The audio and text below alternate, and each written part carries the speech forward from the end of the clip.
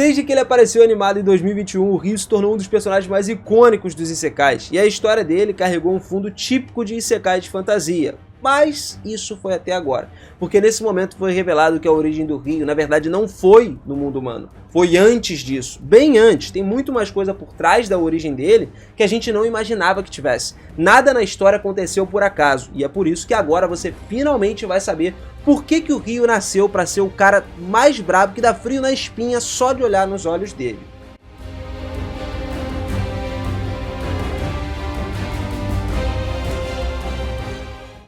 Fala, seus otakus, beleza? Eu sou o Binas e sejam muito bem-vindos a mais um vídeo aqui do canal. Até onde a gente sabia, galera, o Ryu era um órfão que morava nas ruas até os 7 anos de idade, quando ele ganhou as lembranças de Haruto Amakawa, cuja vida terminou em um trágico acidente de carro aí de trânsito lá na Terra. Era ele de outro mundo, né? Mais do que apenas as memórias da sua vida passada, o Ryu também ganhou todas as habilidades que o Haruto possuía. Ou seja, ele se tornou uma combinação do Haruto com o Ryu, e assim nesse momento nascia-se ali o Ryu que a gente conhece.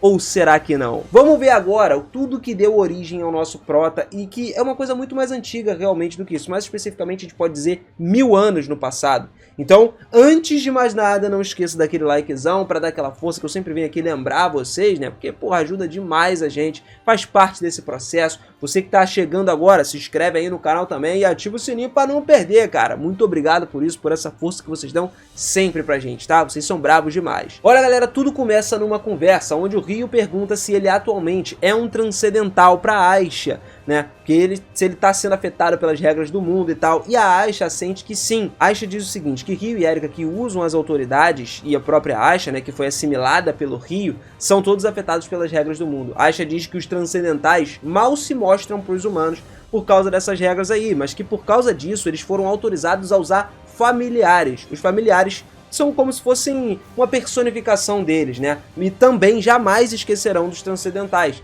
que eles também são vinculados à regra do mundo, que geralmente são usados como membros dos transcendentais para esconder a sua identidade verdadeira. Então, como o Ryu acabou de descobrir pelas memórias da Aisha que ele era o Rei Dragão do passado, o Ryu perguntou se ele também tinha algum familiar. A Aisha disse que acha que ele teve um familiar há mais ou menos 1000 anos no passado, só que como já se passou tanto tempo assim, o Ryu acreditava que esse familiar já tivesse morrido. Só que pelo fato de um transcendental e o familiar estarem conectados em si, o transcendental parece ser capaz de conseguir invocar o seu familiar quando ele quisesse. Então nesse momento, quando o Ryu estendeu a mão, ele foi lá e disse, tipo, algo mais próximo de venha familiar, e aí do nada o espaço na frente dele começou a se distorcer e apresentou uma garotinha, a Sora. A garota se apresentou como a familiar do grande Rei Dragão e os cumprimentou, né, agradecendo porque eles queriam ver ela ali.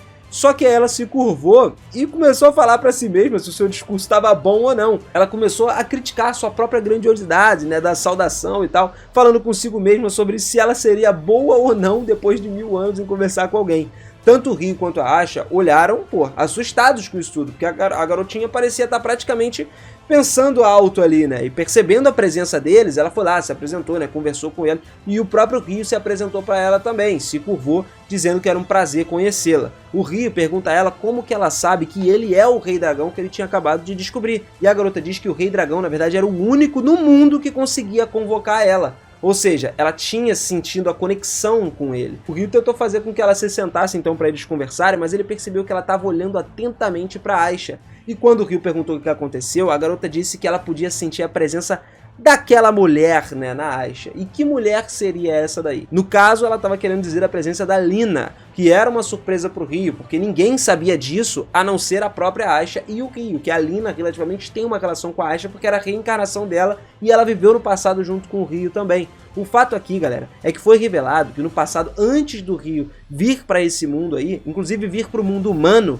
tinha uma história gigantesca envolvendo ele e a Aisha nesse mundo já. Então, antes do início do que é conhecido na história como a Guerra Divino-Demônio, Lina foi presa pelos outros 6 deuses sábios pela sua objeção e interferência nas suas pesquisas sobre as viagens interdimensionais. Todos os 7 deuses sábios tinham um objetivo comum, que era encontrar o Deus criador do mundo e trazer ele de volta. Mas ao contrário da Lina, os outros deuses sábios pararam de simplesmente se preocupar com toda a humanidade.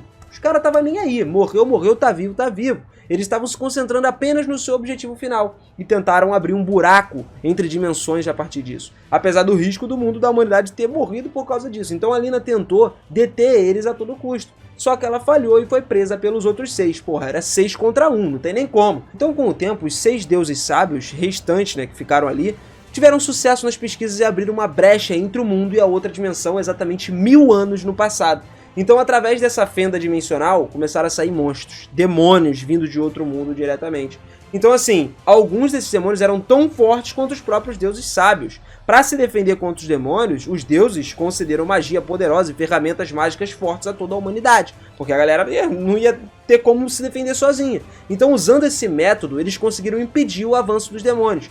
Mas meio que ficou num impasse, né? Mesmo sendo seres com toda a transcendência geral, a autoridade de Deus original do mundo, os próprios sábios acabaram sendo forçados a solicitar a ajuda de outros seres muito fortes, que eram transcendidos também. A gente está falando mais especificamente dos 6 grandes espíritos e do Rei dos Dragões. O problema foi que eles meio que perderam a confiança na Lina e ficaram com medo de todas as reações gerais dos grandes espíritos e do Rei dos Dragões depois de descobrir que os deuses sábios fizeram essa besteira gigantesca. Enquanto então eles estavam tentando encontrar maneiras para obter a cooperação de Lina como escudo de todo o resto, a Lina finalmente concordou em ser a pessoa que ia ajudar. Ela mesma queria ter esse papel, né, de simplesmente ir atrás das ajudas, porque ela se arrependia de tornar o mundo ainda mais irracional, quando originalmente só queria se livrar do todo absurdo, trazendo de volta o Deus da criação também. E lamentou o fracasso, né, de ser incapaz de parar os outros 6 que estavam tentando fazer essa besteira gigante e trazer o rei a partir de um buraco negro dimensional.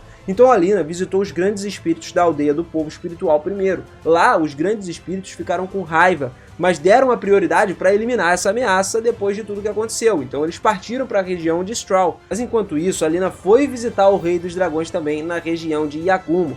Os demônios começaram a devastar a Terra depois disso, deixando um enorme rastro de morte e desespero em todo lugar que eles passavam. Foi quando o herói, que as pessoas mais tarde chamariam de Ryuo, né, apareceu. O Ryuo era uma pessoa forte, uma pessoa gentil, excepcional. Tanto que o cara não é à toa que ele era o Rei dos Dragões, né? Ele era capaz de enfrentar e derrotar sozinho seres malignos contra os quais as pessoas na época eram impotentes. Ninguém tinha força para lutar contra. E compartilhava inclusive a comida dele com qualquer pessoa que estivesse à beira da morte e curava ferimentos graves de qualquer pessoa num piscar de olhos. O cara literalmente era o dedo de Deus, sacou? Diz-se também, né, mitos, que ele ensinou as artes espirituais para todo o povo da região de Yagumo, quando quase nenhum usuário sabia disso. Então pessoas de todo o mundo foram para essas terras para confiar nele. Eles colocaram o cara em um pedestal, como se fosse um herói mesmo. E vou te falar, era apenas questão de tempo para que um novo reino fosse estabelecido ao seu redor. No entanto, o Ryuo era apenas um homem, cara, e tinha um limite que ele poderia fazer sozinho. Ele não conseguia subir acima disso aí. Não importa quantos seres malignos ele derrotasse, mais seres iam aparecer. Ao mesmo tempo, ondas de cidadãos pobres que ouviram os rumores começavam a vir. Então, eles estavam na busca da salvação de todo tipo. E apesar disso, o Ryuo estava continuando lutando, sem descanso, e continuava agindo como se fosse o salvador de tudo. Não importa o quanto ele sofria, ele mantinha a imagem de herói, que era completamente impecável para ele. Até um certo momento em que houve muitas baixas. Tipo assim, a gente pode dizer que foi um massacre em massa. Um dia, o Ryuo declarou que tinha localizado o local onde os seres malignos estavam. E da onde eles estavam vindo? Por conta de quem? Da Lina, que estava junto com ele. O plano era ir para lá e imediatamente eliminar todos, só que ninguém era capaz de ficar de pé lutando ao lado dele. Assim, acompanhado por apenas um companheiro, ele foi lá, continuou sua viagem, o Ryuo partiu para o local de onde os seres malignos se originavam, só que ele deixou as pessoas para trás esperando o seu retorno. E aí foi quando aconteceu a tragédia, o pessoal ficou sozinho, não tinha quem defender. Enquanto o Ryuo estava fora, hordas de seres malignos emboscaram todos os humanos com força total na vila, e simplesmente acabou com geral. Aqueles que enfrentaram os seres malignos fizeram com todos os seus exércitos mais fortes possíveis. Só que ainda assim o número de mortos só continuou a subir cada vez mais. Quando o Ryuo retornou, as terras estavam completamente devastadas e simplesmente a guerra que eclodiu foi gigantesca na sua ausência. E foi aí que a Lina juntou-se a ele para persuadir o Rei dos Dragões e juntos ambos mataram os monstros na região de Yagumo e se uniram aos humanos na época, que foi conhecida atualmente como a Lenda de Ryuo. Ele se sentiu culpado por todas essas mortes e acabou sendo expulso do local, né? Acabou sendo...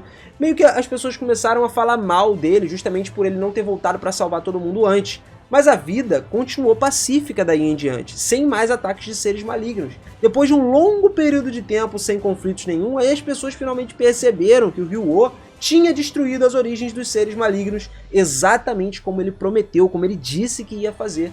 Assim, todo mundo do local começou a refletir, pensando em voz alta, tendo suas lembranças, da onde o Ryu-Oh poderia estar nesse momento. Eles se perguntavam, mas na verdade é que a essa altura o Ryu-Oh já tinha desaparecido dessa terra. Pois é, cara. Isso porque durante o período em que a Lina persuadiu ele, como a gente falou, o Rei dos Dragões, os 6 grandes espíritos desapareceram na região de Straw. Mais tarde foi revelado que os 6 deuses fizeram o quê? Pegaram os 6 grandes espíritos que foram mandados para lá sozinhos e usaram eles como núcleo do que agora era conhecido como sistema de convocação de heróis. A Lina até tentou libertar eles, mas falhou nisso daí. E aí os espíritos inconscientemente acharam que a Lina tramou contra eles e culparam ela por ter traído eles. Em última análise, no geral, com a ajuda do Rei dos Dragões, a Lina e o próprio Ryu-Oh encerraram a Guerra de Vida na região de Straw. No entanto, devido às regras de Deus, seu desenvolvimento e ações provavelmente foram apagados da memória dos moradores do mundo e não dá para se saber mais hoje. Depois que a guerra terminou, tanto a Lina quanto o Ryu estavam exaustos, com o Ryu exausto inclusive a ponto de colocar em risco a sua vida para morrer.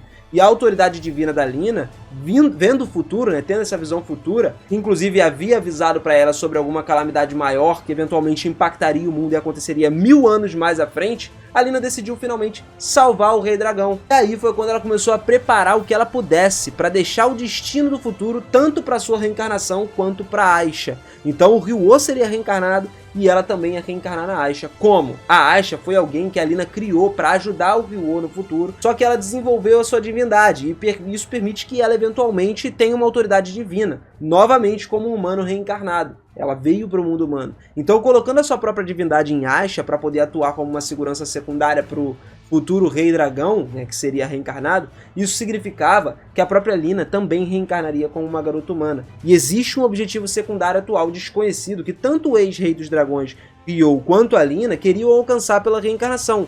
Só que devido às regras de Deus para esses transcendidos aí, as reencarnações do Rei dos Dragões e Lina não se lembram do seu tempo dos seres transcendidos antes da sua morte. Ou seja, as reencarnações iniciais simplesmente sumiram da cabeça. Não tem mais informações. Então, basicamente, o propósito deles para ter vindo agora, tanto do Ryu quanto da Aisha, permanece oculto. A gente não sabe. Agora que a Aisha começou a recuperar um pouco das memórias da Lina no passado.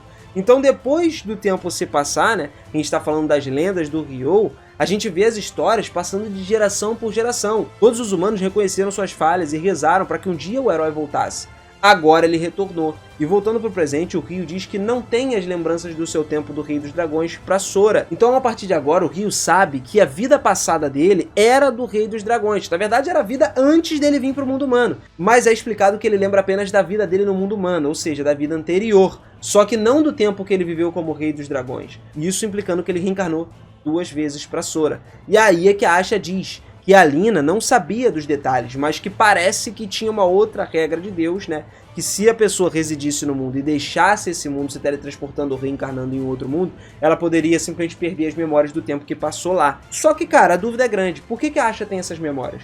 Provavelmente porque são cópias das memórias da Lina e não as memórias oficiais da Lina. Ou então ela basicamente pode estar fora dessas regras do mundo. A gente não sabe o porquê. Assim então, a Sora pede pra ficar, diz que quer ficar junto com o Rei Dragão e que ela tá esperando pelo seu retorno há mais de 1000 anos. O Ryu até diz que se ela quiser ficar com eles, não tem problema, ele não se importa, né? Se ela precisar fazer alguns preparativos primeiro. Sora diz que se preparou para a convocação no momento em que ela sentiu a presença dele, por isso que ela simplesmente voltou. Então o Ryu diz que tá tudo certo, tá entendido, mas ele também avisa a Sora, ele diz que ele não é o Rei dos Dragões, porque a personalidade dele é diferente, não, pelo menos não é o que ela conhecia, porque o que ela conhecia tá morto.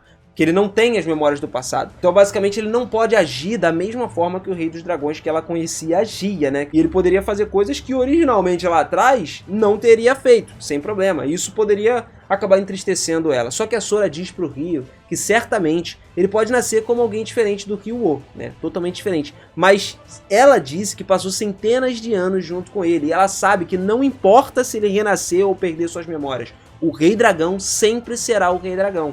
E o vínculo mestre-servo que eles têm, né, os dois, tinha voltado. também dizendo isso a ela. E a gente sabe que também Sora disse que nasceu há 1500 anos no passado e que ela ia morrer em uma guerra, e foi o Rei Dragão quem salvou ela, transformando ela em um familiar.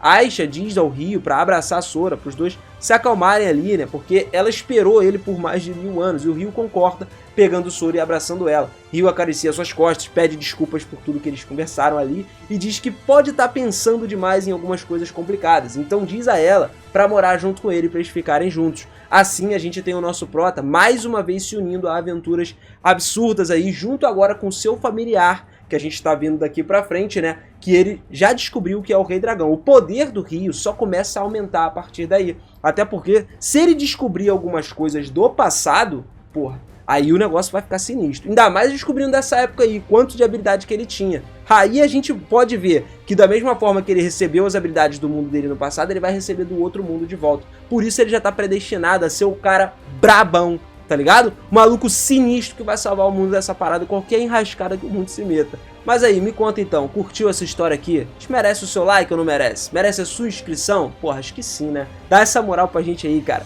Clica no botãozinho, ou aqui do lado, ó, ou no botãozinho vermelhinho aí embaixo também, e deixa o seu like aí pra gente, deixa a sua inscrição, pra você não perder nenhuma história, se você quiser mais vídeos completos como esse aqui, porque a minha intenção é sempre deixar vocês por dentro de tudo, todas as fantasias, criar essas histórias todas da maneira mais simples e divertida dentro da sua cabeça.